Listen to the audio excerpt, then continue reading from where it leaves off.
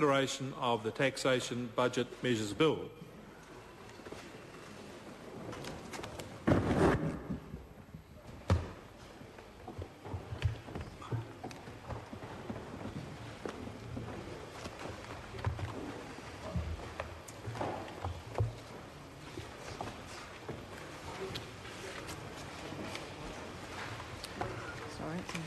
Questions at part 1 still. Members, the Housing Committee on the Taxation Budget Measures Bill. The question is that part 1 stand part. The Honourable Trevor Mallard. Mr. Chairman, this is a bill, really the technical stages of this bill, where there is an opportunity to go through part by part, and really within the parts. Part 1 is the most substantial. I think it's fair to say that part 2 reflects a lot of what's in part 1 and a bit of additional things, and part 3 might be described as a bit more technical and not quite as substantive in the way these things work.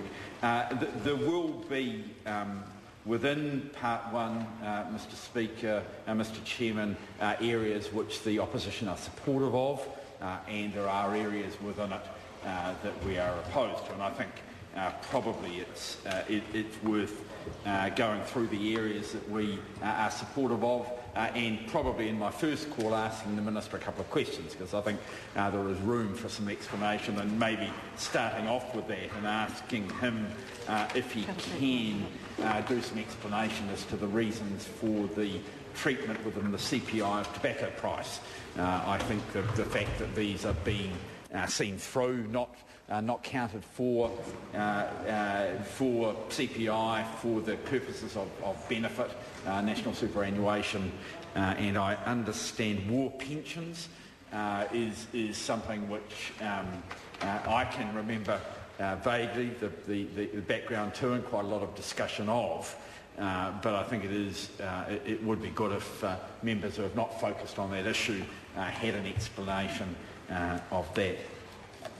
On the question of depreciation, again, this at first glance is something which is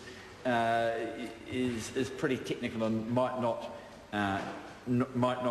mean much. And as far as depreciation on buildings for rental purposes, I think it's fair to say that in this part the opposition is broadly supportive, although later when we are focused more on depreciation, short life depreciation of assets, there will be more debate on that area, because the government is yet to convince the opposition that their plans in that area are appropriate. As far as thin capitalisation is concerned, I think that the changes in the rules are logical.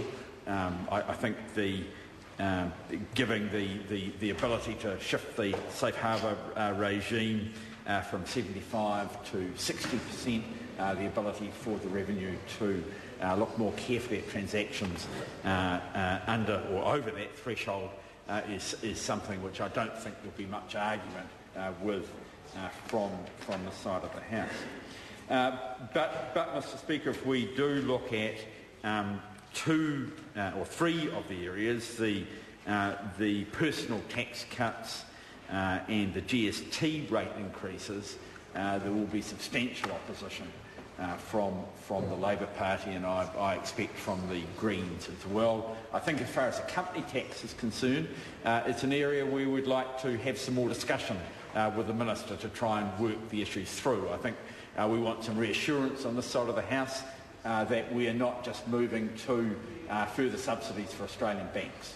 I think the Minister is pretty aware of the views on some members on this side, and that is that for New Zealanders the company tax rate is essentially withholding tax. In the end, as their dividends are paid out or as they sell a company, effectively they end up paying the tax. But for overseas owners, it is effectively the final tax, certainly for the New Zealand taxation system, that they pay, and that the likely major beneficiaries of this will be the Australian banks. And as I sort of move through, I do want to say that I think the Inland Revenue has done a good job over recent years, major litigation. I think the banks thought that they would be able to see the revenue off, and I'm pleased that they didn't, and that they are to pay. Not exactly part of this, but the point that I'm making is that the very people, the very institutions who have been forced by the courts to pay their tax appear to be being forgiven some of the tax in the future through the changes that we're making here.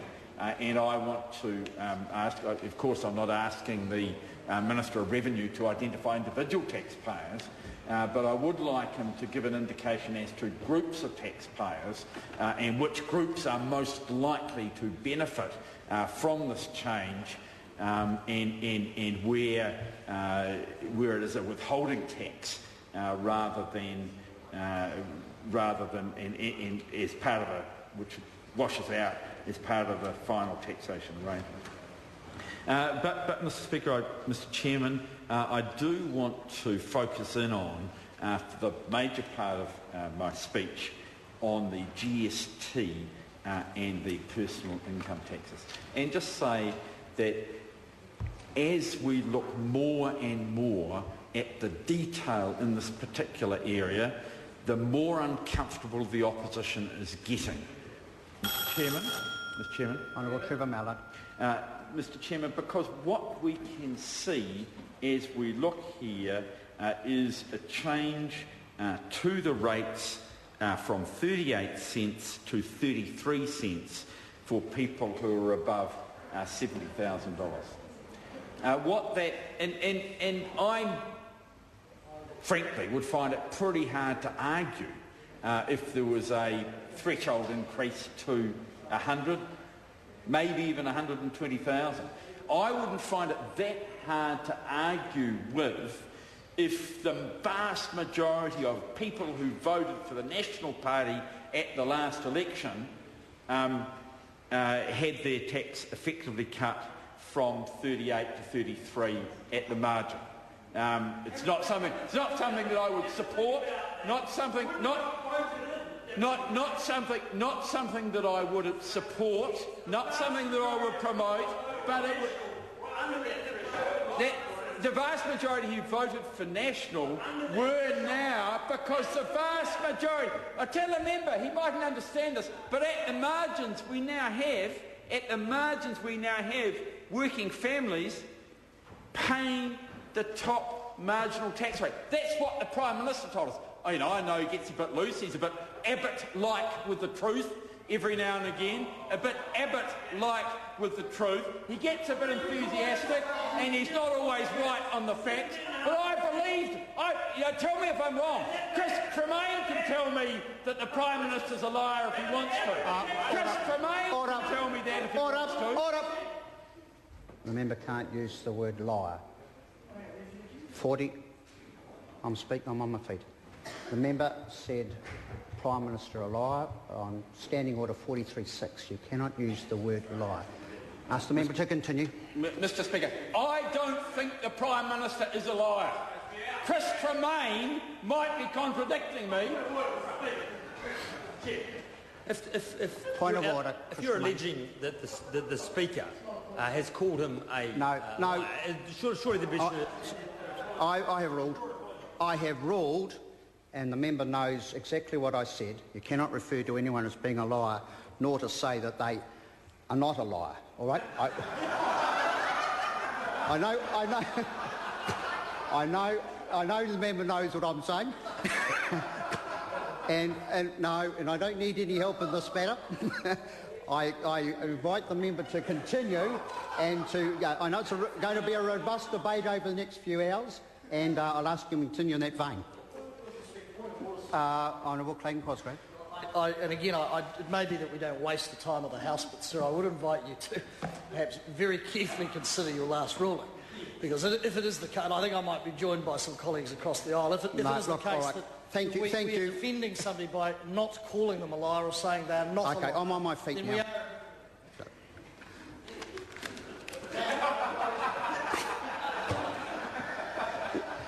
let me say